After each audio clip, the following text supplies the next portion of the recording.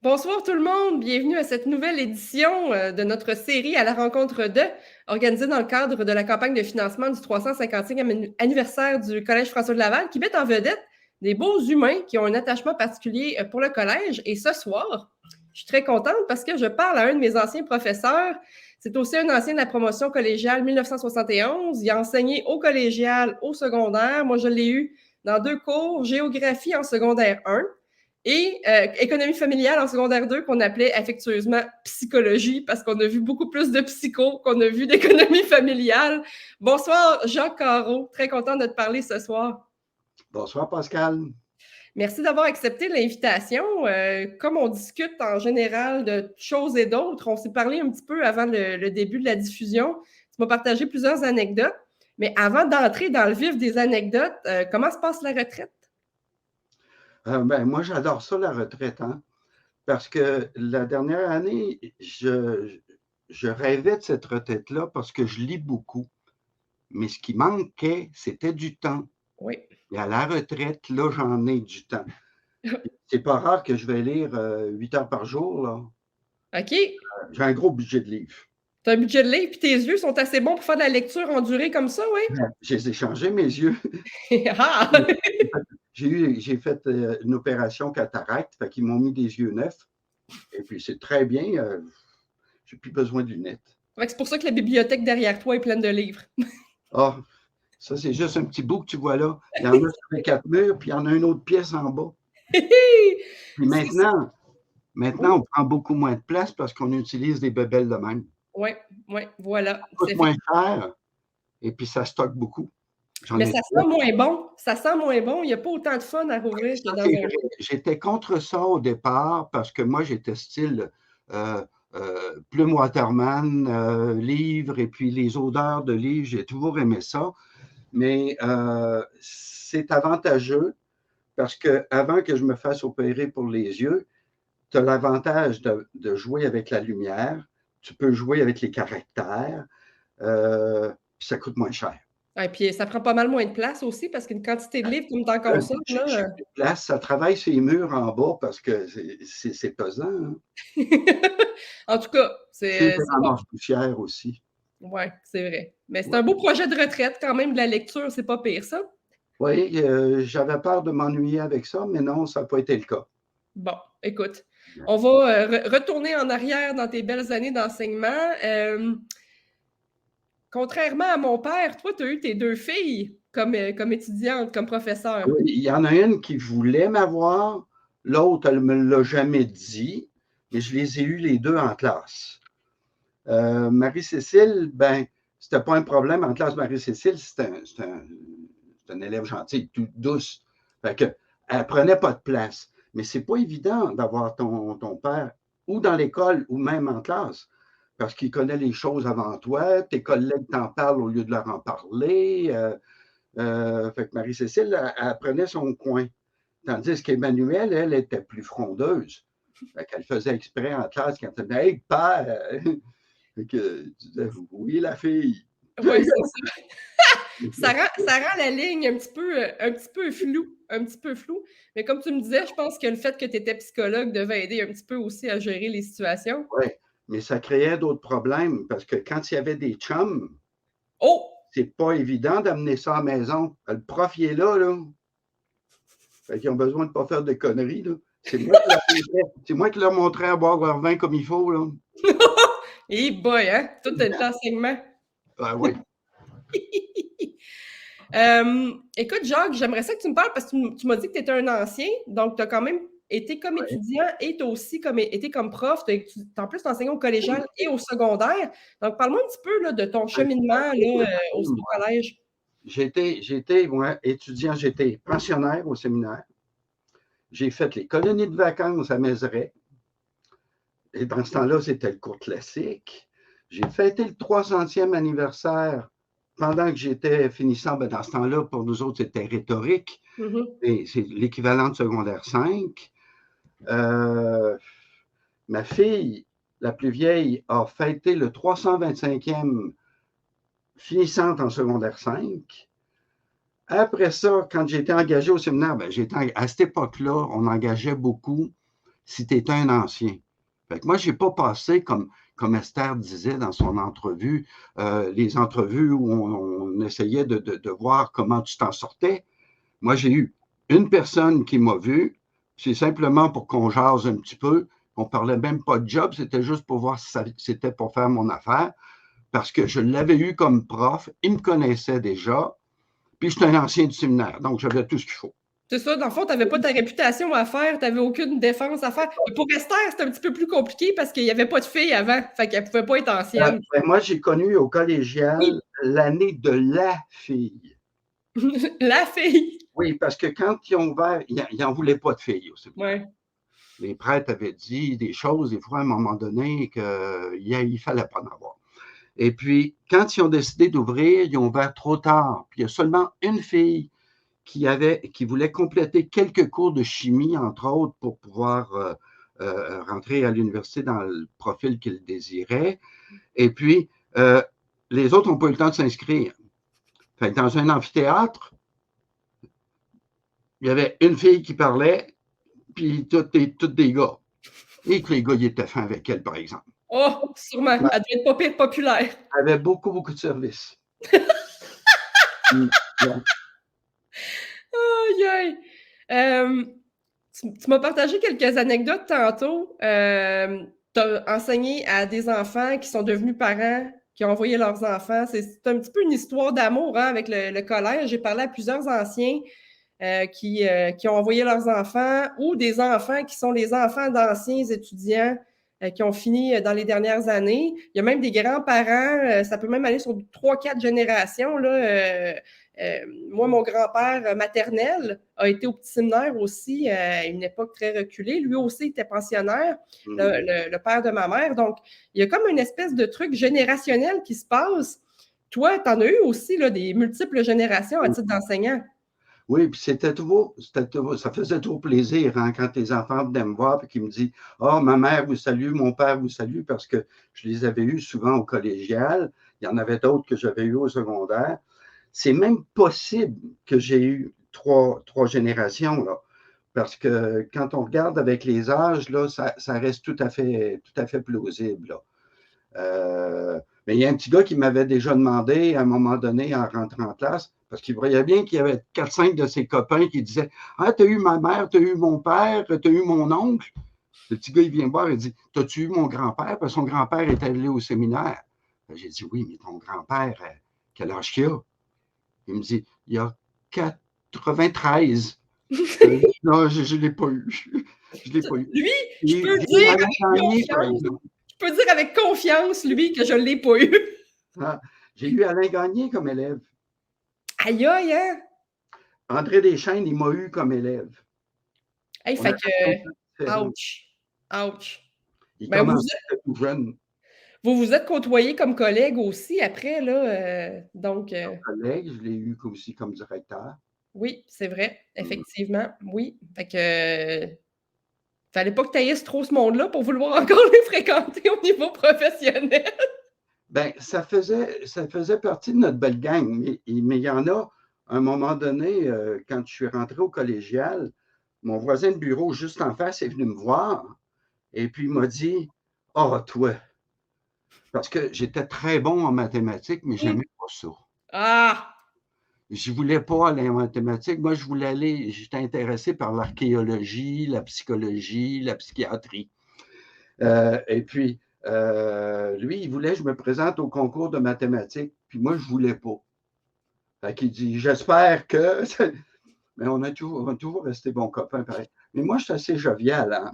Oui, oui. C'est difficile de m'en vouloir, surtout que beaucoup de ces gens-là, je les ai dépannés aussi, comme psy. Oh! Ils ont des enfants, ce monde-là, hein? Oui, ils ont des enfants, ce monde-là, puis des fois, c'est pratique d'avoir un collègue qui en sait un petit peu plus long que toi sur ça. Des fois, ça dépanne. Oui, ça peut dépanner. En fait, tu dépannais même des jeunes qui étaient dans certains troubles. On pense à Alain était un très bon conseiller aussi, mais tu sais, toi, tu avais quand même les lumières psychologiques, la formation là, pour appuyer quand des enfants avaient des problèmes. Je me rappelle que ton bureau était toujours ouvert, la porte était toujours ouverte, on pouvait toujours aller te voir. Même, y a des choses qui se passent même dans des écoles privées, des gens qui sont en détresse. Oui. La plus grande fierté ou les plus beaux souvenirs que j'ai de tout mon enseignement et au collégial et au secondaire, c'est pas nécessairement les cours, même si j'avais un plaisir fou à les donner, c'est d'avoir aidé des gens, puis d'en avoir sauvé des cas là, qui étaient vraiment en cas tragique. Là. Oui, c'est une ressource Des particulière. parents. Oui, oui. Des parents en détresse ou des enfants en détresse ou même des collègues. Quand ils entendaient parler, parce que moi, j'étais un prof, on m'en parlait beaucoup à la maison. Hein? Parce qu'il y avait beaucoup de choses qui se passaient dans mes classes. Fait que, souvent, quand les parents étaient mal pris, bien, il y en a qui prenaient contact avec moi et qui disaient, ben là, je ne vous téléphone pas pour mon enfant, je téléphone pour moi. Quand c'était les soirées de parents, j'étais toujours parti le dernier, moi. Oui. Je suis parti souvent à 1h, 1h30 du matin, parce que les parents voulaient me voir après tous les autres. Oui, oui. Ça, imagine, ça prenait quelqu'un de vraiment foncièrement dédié, puis qui aimait beaucoup son travail, puis qui aimait l'humain derrière aussi, le travail. C'est comme tu dis, c'est pas juste de la matière, hein, être prof ou être au service. Je te cache pas, Pasteur, j'ai hésité beaucoup. Parce que moi, j'ai enseigné au collégial. Après ça, j'ai enseigné aux deux en même temps. Je me promenais entre les deux pavillons. Puis quand le collégial a fermé, là, j'avais un choix à faire. Ou je reste en psychologie, j'avais déjà mon bureau privé, mais où je reste en psychologie, puis je m'en vais enseigner dans un cégep, ou je vais au secondaire. J'ai décidé d'aller au secondaire 1 an pour l'essayer. Oui. Mais là, j'ai trouvé ça plaisant parce qu'un cours plate au collégial, c'est un cours où les gens ne parlent pas, ils disent rien. C'est mort, c'est lourd, des huîtres à marée basse. Tandis qu'au secondaire, un cours plate, c'est quand les jeunes, ils parlent tout le temps, et qu'ils n'arrêtent pas. C'est l'inverse. Mais je trouvais ça très, très, très dynamique. Puis j'avais arrangé le cours d'économie familiale, mais la façon dont on me l'a passé, c'était cavalier un petit peu. Mais ça, j'en parle pas. Mais en tout cas, je vais dire, tu nous as formés quand même en économie familiale. Ce qu'on a appris en économie familiale me sert encore à ce jour pas mal plus que ce que tu nous avais montré à coudre un point. J'espère. Ceci étant dit. Voilà. Oui. Alors, On n'avait pas, à cette époque-là, on n'avait pas les laboratoires pour l'économie familiale. J'en voulais pas, bien sûr, non plus. Puis comme la base de l'économie familiale, c'était toujours de dire apprendre à satisfaire ses besoins dans les 4 domaines, l'alimentation et tout ça. exact. Puis comme j'étais déjà diplômé en alimentation, ben je me plaisais là-dedans. Il y a juste dans la couture que j'ai une femme qui est très bonne là-dessus. Moi, j'ai jamais regretté de ne pas avoir appris, mais j'ai toujours beaucoup aimé tes cours, Jacques. C'était toujours dynamique. Ben oui, tu as fait vidéo avec moi aussi. Donc, tu as appris à retenir 35 pays en moins de 5 minutes. Ouais, mais là, m'en rappelles-tu? Ça, c'est une autre paire de manches. Je te le referais, puis ça reviendrait, mais on n'a pas le temps. Non, on n'a pas le temps de faire ça. Non. On va donner ça comme devoir à tout le monde qui nous écoute ou qui vont visionner la vidéo après. Oui. Travailler là-dessus, 35 pays en quoi, 5 minutes? 3 minutes? 5 minutes? En moins de 5 minutes. Moins de 5 minutes. Tu les apprends toutes, puis tu apprends à les situer dans les airs pour ça. Eh boy, je me rappelle de ça, oui. C'est un truc de neurologie, hein? Ça, mnémotechnie, exact. Ben oui. Aïe, aïe, aïe. Écoute, j'aimerais ça que tu partages, peut-être en terminant une petite, parce que ça fait déjà 14 minutes qu'on parle, genre, je suis sûre que les gens en auraient pris 3 heures, mais bon. La vérité, je suis capable de rien dire en 14 minutes, moi. Je fais des conférences de 3 heures sans notes, là. Le difficile, c'est de m'arrêter, c'est pas de me partir. Mais tu ris, hein? Mais quand j'ai vu que tu avais accepté l'entrevue, j'ai fait « Ah, ben là, écoute, on va le wingner. On va l'improviser. » J'étais sûre qu'on aurait de quoi en masse à se dire pendant les 15 minutes. Ça ne m'inquiétait pas en tout. J'aimerais ça que tu partages l'anecdote de correction. La copie perdue. Ah, la correction. Ça s'est passé au collégial, ça. OK. Il faut dire une chose, c'est que dans la job de prof, d'abord, la job la plus plate, pour moi, c'est la correction. Je déteste ça. J'adore corriger les 5 premières copies pour voir comment ils ont bien pigé ça, mais après ça, c'est redondant. Sauf que ce qui devenait au collégial, les copies sont assez longues à corriger. Et puis, moi, quand je corrige, j'en fais une coupe, puis quand j'en prends des mauvaises, ben, je me promène dans la maison puis je dispute. Je dispute parce que j'ai comme l'impression que je mets plus de temps à corriger cette copie-là puis à mettre des annotations qu'eux en ont mis à préparer l'examen. Oui. Fait que mes enfants, ils me voyaient toujours disputer, ils savent que je suis en train de corriger. À un moment donné, puis la grosse hantise des professeurs, c'est de perdre une copie. Fait que je fais toujours attention à ça. J'arrive en classe, j'avais donné un examen au collégial, je distribue mes copies. Quand toutes mes copies ont été distribuées, il y a une fille qui lève la main qui a dit « Monsieur, j'ai pas eu ma copie. » J'ai dit « Oh là, là, tu paniques toujours un petit peu parce que là, il n'y a pas d'autre façon de corriger ça. Tu ne peux pas dire on va le refaire. » Non. Tu pénalises 2 fois, puis c'est toi qui as fait l'erreur. J'ai attendu de revenir à la maison parce que moi, je ne corrigeais jamais au séminaire. J'étais toujours dérangé. Oui. Je corrigeais toujours ici dans mon bureau. Et puis, j'ai fouillé mon bureau, puis j'ai trouvé une copie dans la corbeille à papier, toute chiffonnée. Je l'ai défaite. Puis là, c'était tout barbouillé avec un crayon de couleur jaune-orange. Puis il y avait un gros 0 dans le haut. Je regarde la copie, je dis oui, mais moi, quand je dispute, je dis tout le temps, si je m'écoutais, je te sacrerais tout ça aux poubelles. C'est ma fille, elle avait 5 ans. Elle a corrigé, mais elle l'a faite. Moi, quand je suis arrivé, j'ai recorrigé la copie, c'est une très bonne copie. Puis j'ai mis en tout petit dans le haut ma note à moi.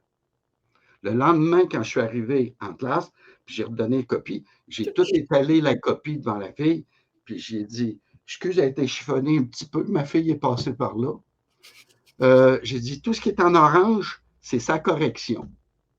Puis en haut, la note, le gros 0, c'est ta note. Tu passes pas. » Et j'ai recorrigé ta copie, puis la petite note en bleu en haut, c'est la mienne. J'ai dit « Tu as bien de la chance de l'avoir et non pas avoir ma fille comme prof, parce que tu passais pas. » Elle est plus sévère que toi. Elle est plus sévère que toi. Puis elle est passée à l'acte. Comme quoi, il ne faut pas dire n'importe quoi devant les enfants. Ils écoutent tout. Ils entendent tout. Surtout les miens. Les enfants de psy, il n'y a rien de pire que ça. Les enfants d'historiennes, ils ne doivent pas être mieux. Hein? En fait, les enfants d'historiens, ils ont la mémoire longue. Oui, c'est ça.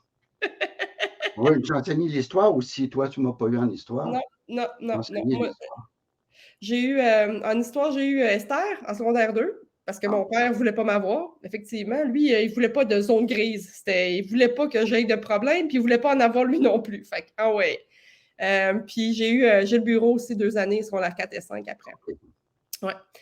Ah, wow! Écoute, c'est toujours plaisant de réminiscer et de retourner dans les beaux souvenirs, mais on va te laisser vaquer à tes occupations puis peut-être retourner lire, Jacques, mais ça a été un grand, grand plaisir de discuter avec toi ce soir. Je lis pas le soir.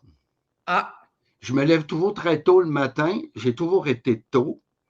Même à la retraite, je me lève aussi très tôt, puis je lis le matin et l'après-midi, mais jamais le soir. Pas le soir? Bon, fait qu'on va te laisser faire d'autres choses, j'imagine. Ouais. De toute façon, rendu à mon âge, on ne se couche plus très tard non plus. Ah, c'est pas drôle d'être vieux, hein, Jacques? Ah, c'est ça. Ça, tu diras ça à mes genoux. Oui, effectivement. Je voyageais beaucoup avant, mais maintenant, je ne voyage plus parce que les genoux ne suivent plus. Ouais. Ça ne me manque pas. Tu voyages dans les livres. Ton esprit voyage. Oui, Internet, c'est beau aussi pour ça. Oui, quand même, pas pire. Puis Internet est aussi une belle place si vous voulez faire un don pour la campagne du 355e anniversaire du Collège François de Laval. Dans le bas de l'écran se trouve le lien pour aller contribuer. Sinon, vous pouvez communiquer directement avec Véronique Hébert de la Fondation en téléphonant au collège. Encore une fois, merci pour ton temps ce soir, Jacques. Ça a été un vrai, vrai grand plaisir. Je passe en entrevue aussi tout à l'heure. On en a eu 2, donc c'est un 2 pour 1 ce soir. Monsieur Gilles Etier, un petit peu plus tard à 6h45. Tous les gens qui ont visionné, il y en avait beaucoup. Ça a été notre vidéo la plus populaire. Genre, il y avait 6 personnes en même temps tout à l'heure qui visionnaient la vidéo. Un homme populaire. Je salue tous mes anciens et particulièrement mes têtes de Turc. Parce que je les appelais des... comment je les appelais? Des OEP, des outils pédagogiques. Des outils pédagogiques.